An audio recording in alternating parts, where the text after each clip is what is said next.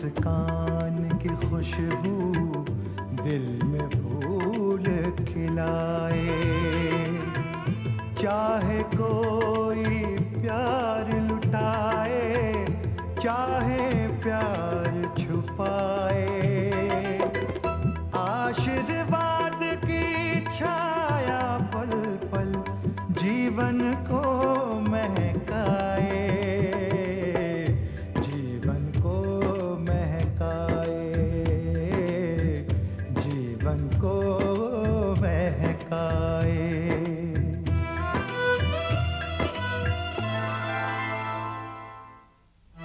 और पुलिस के हाथ कुछ ऐसे सबूत लगे हैं कि विजय का बचना तो बहुत मुश्किल है। तुम्हारे वकील का इंतजाम, तुम्हारी रिहाई का इंतजाम मैं करूंगी तुम्हारे लिए।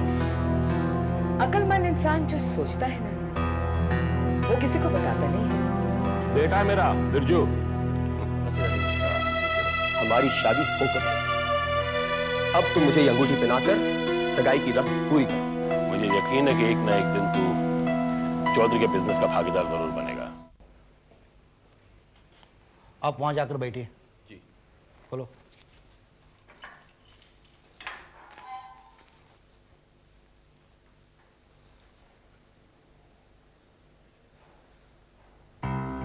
नमस्ते विजय भैया।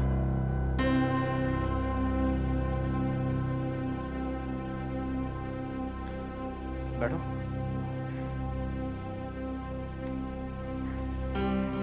ताजुब है, तुम यहाँ कैसे? तुमसे जरूरी काम है, इसलिए आया। काम? और मुझसे? मैं इस कैद खाने में रहकर तुम्हारे किस काम आ सकता हूँ? इन कागजात पर दस्तखत कर दो। क्या है ये? तलाकनामा। विशाखा तुमसे तलाक लेना चाहती है। विशाखा तलाक लेना चाहती है? दोबारा शादी कर रही है क्या वो? हाँ, यही समझो। किससे? तुमसे? तुमको किसने बताया? तुम्हारे अलावा और कौन बदनसीब हो सकता है?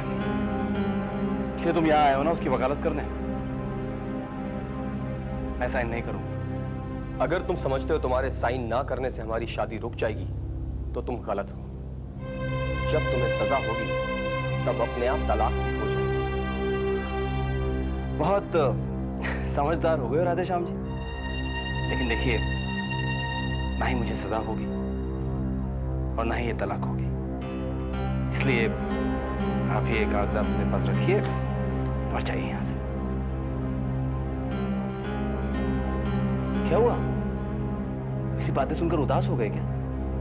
उदास नहीं हो, शर्मिंदगी हो रही है अपने आप पर। एक तो तुमने प्रीति की जान लेनी चाहिए और मैं तुम्हारे पास आकर तुमसे दस्तखत मांग रहा हूं।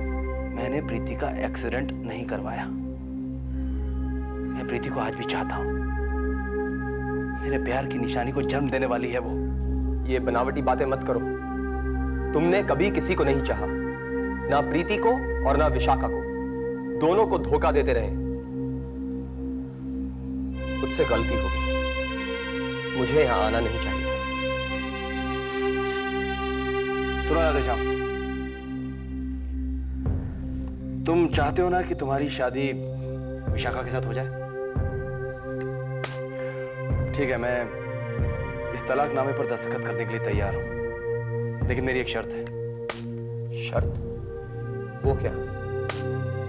तुम्हें अपने बाबूजी को यकीन दिलाना होगा कि मैं बेगुनाह हूं। उन्हें यह मुकदमा वापस लेना होगा। इसी शर्त पर मैं इन कागजात पर दस्तखत करूंगा। मुझसे ये नहीं होगा। तुम्हारी शर्त मुझे नामंजूर है।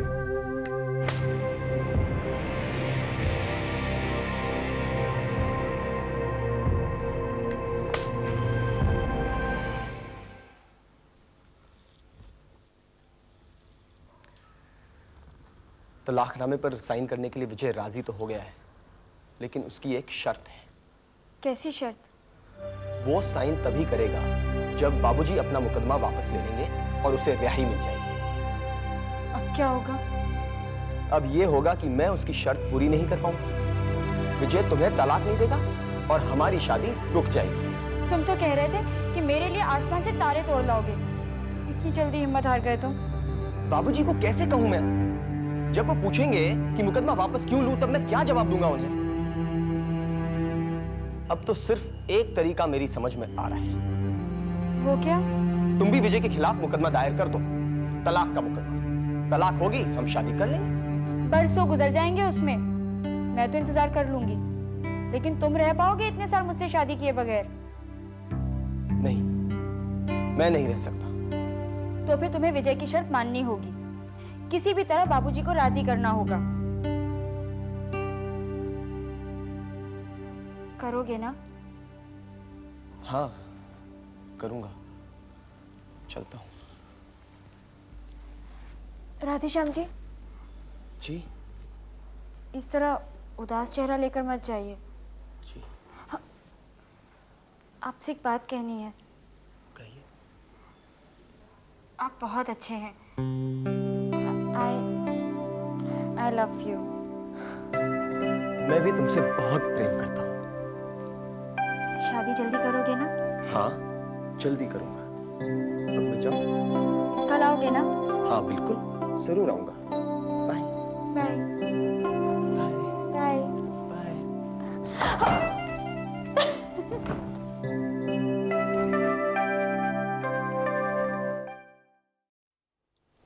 और दिनेश, कैसा चला तुम्हारा कामकाज? तरक्की हुई कि नहीं तुम्हारी कोई? बहुत बड़ी तरक्की हुई मेरी, और ये प्रमोशन मुझे बाबूजी ने दिया है। अच्छा, भैया कैसे हुआ?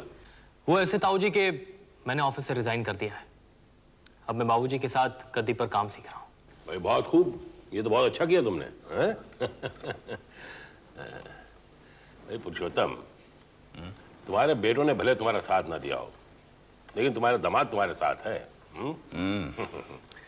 अच्छा एक बात बताओ, ये ख्याल तुम्हें आया था या फिर दिनेश ने कहा?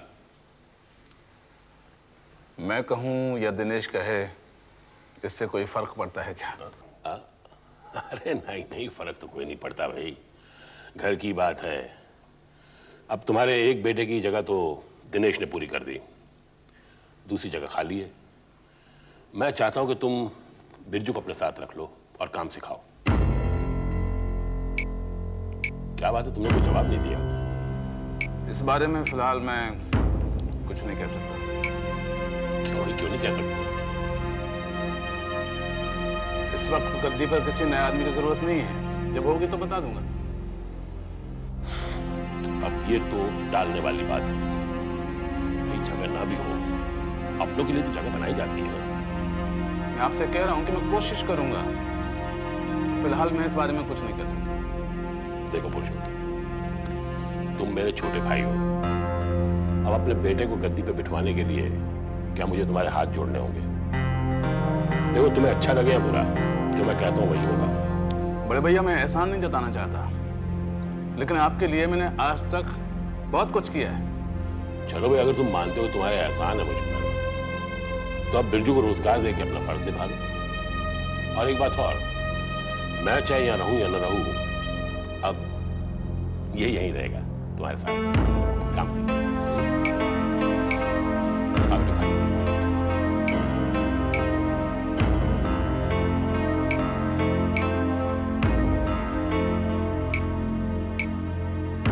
दिनेश, गद्दी के लिए देर हो रही है।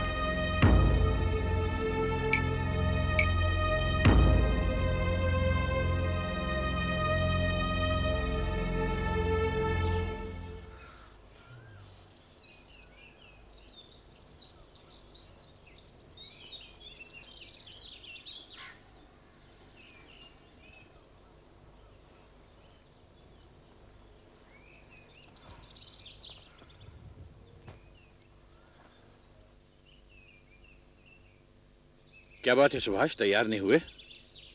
ऑफिस नहीं जाना है? नहीं।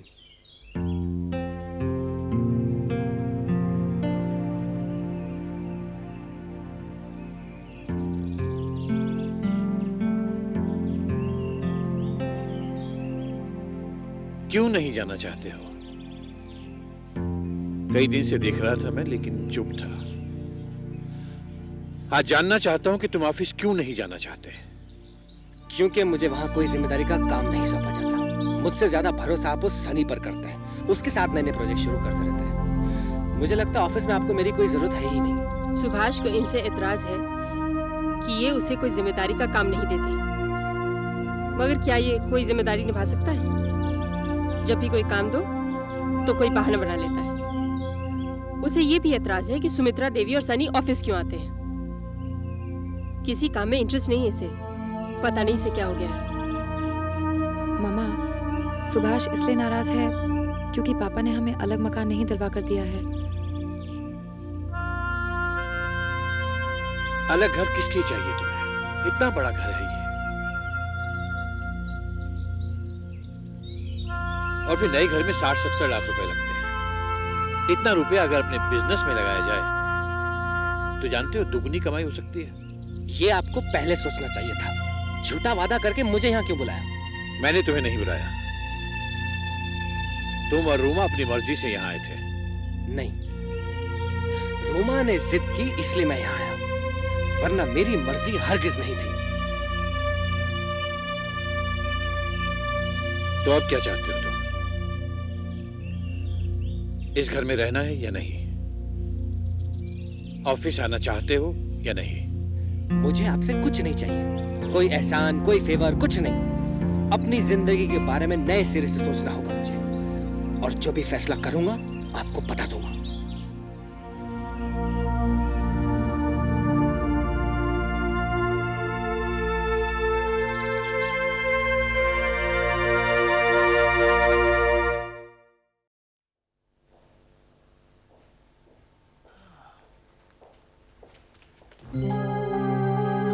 हाय।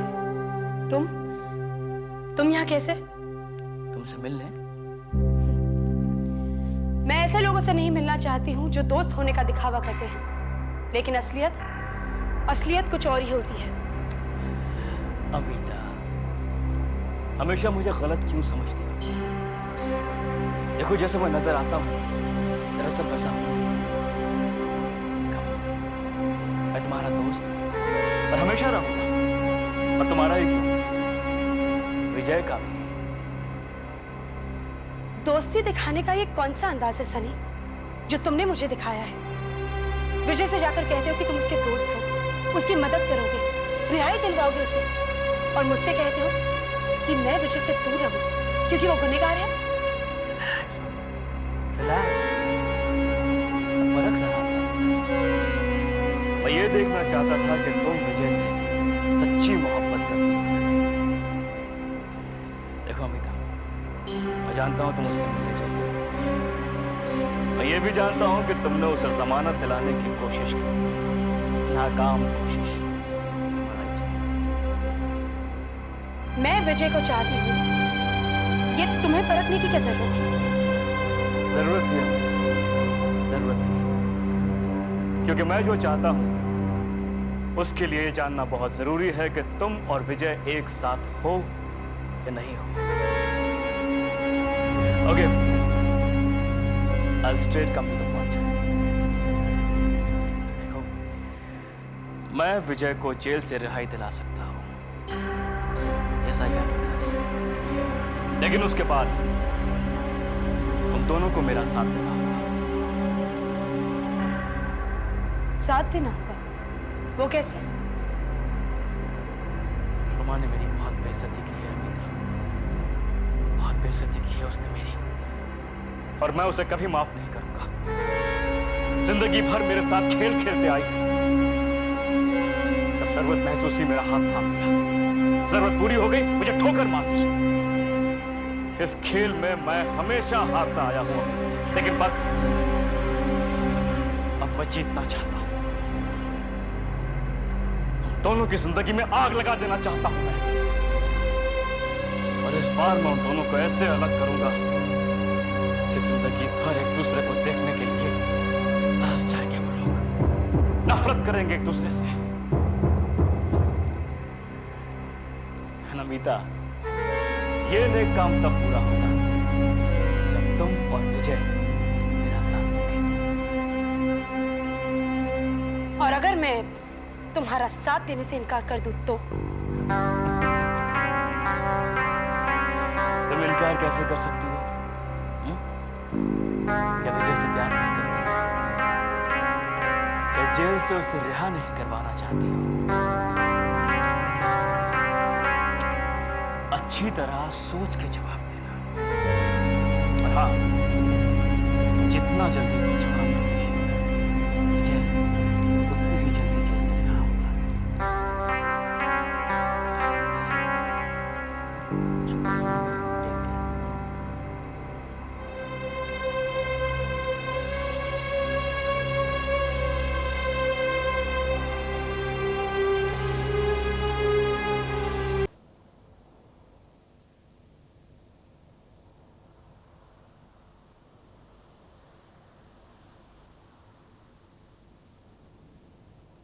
क्या सोच रहे हैं आप? बड़े भैया के बारे में सोच रहे हो। उनकी हठधर्मी हमारी समझ से बाहर है। उन्होंने जिस अंदाज से आपसे बात की, मन्ने भी अच्छी नहीं लगी। लेकिन क्या करें, है तो आपके बड़े भैया। उनका बेटा हमारे बेटे जैसा है। बड़े भैया है तो क्या उनकी हर बात माननी पड़ेगी? मन्ना है जिस तरह इंसान अपने दोस्त चुन सकता है, काश अपना रिश्तेदार भी चुन सकता है। खुद गलती पर उतारा है बड़े भैया। मन्ने अच्छा लगे या बुरा, इससे कोई मतलब नहीं होने। ठीक है ना, हर इंसान अपने बच्चे के बारे में खुदगर्ज बन जाता है। अगर वो चाहते हैं कि बिरजू यहाँ आकर आपके साथ काम सीखे, तो उसे सीखने दीजिए। मन्ना वो लड़का अच्छा नहीं लगा, बनावटी और ढोंगी लगे है मन्ना। जब मुंह खोलता है तो ऐसा लगता है जैसे झूठ बोल रहा हो। मैंने बड़े भैया को उनका हिस्सा दे दिया, जितना रुपया मांगो उनके हाथ पर रख दिया। अब फिर यहाँ धमके हैं। हम उन्हें यहाँ आने से मना तो नहीं कर सकते, नहीं कर सकते ना। तो जो भी है हमें बर्दाश्त करना होगा। अगर वो चाहते हैं कि बिरजू यहाँ आकर आपका काम सीखे, तो उन्हें मना मत कीजिए। खाम खा झगड़ा मोल लेंगे। गद्दी पर जैसे और लोग काम करते हैं, वैसे ये भी सीख लेगा। आप शांत हो जाइए। बादल भर आए हैं, आपको ठंड लगेगी। जल्दी अंदर चलिए। तो चल, मैं आ रही हूँ। जल्दी चलिए।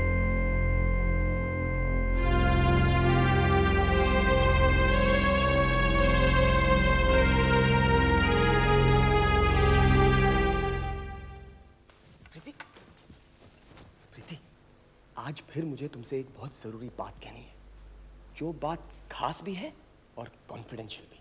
मैं समझ गई। क्या समझ गई? कुछ रोज पहले आप ही ने मुझसे कहा था कि आपको मुझसे कॉन्फिडेंशियल बात कहनी है, और आपने मुझसे कहा कि आपको विशाखा बहुत अच्छी लगती है। आज भी आप वही कहने वाले हैं? नहीं, आज मैं उससे एक कदम आगे बढ़ रहा हूं। आज मैं तुमसे ये कहने आया हूं कि मैं विशाखा से शादी कर रहा हूं। आप विशाखा से शादी कर रहे हैं? जब आप उससे शादी करके आएंगे तो उसे छिपा कर कहाँ रखेंगे? एक ना एक दिन सबको पता चल ही जाएगा। सबको तो कल पता चलेगा ना, फिर आज ढिंढोरा क्यों करें? हाँ, इधर आओ। देख, मेरी बात ध्यान से सुन। शादी करने के लिए मुझे तेरी मदद चाहिए। जब तक आप बाबूजी को ये बात नहीं बताएंगे, मैं आपकी कोई मदद नहीं करूंगी। बाबूजी की मर्जी के बाबूजी की मर्जी में बाद में पूछूंगा। पहले शादी तो पक्की हो जाने दे। विशाखा तब तक शादी नहीं कर सकती जब तक उसका तलाक नहीं हो जाता। विजय तलाक देने के लिए तैयार है, लेकिन उसकी शर्त यह है कि बाबूजी मुकदमा वापस लें। अब ये बात मैं उनसे नहीं कह सकता, इसीलिए तू ही उन्हें किसी तरह से राजी कर ले।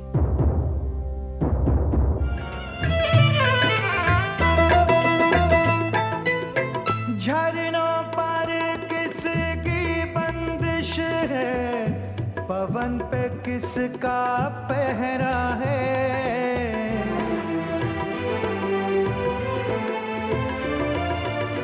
लहरों को किसने बांधा है, किरण पे किसका पहरा है। फिर क्यों दिल के अरमानों पर कोई रोक लगा।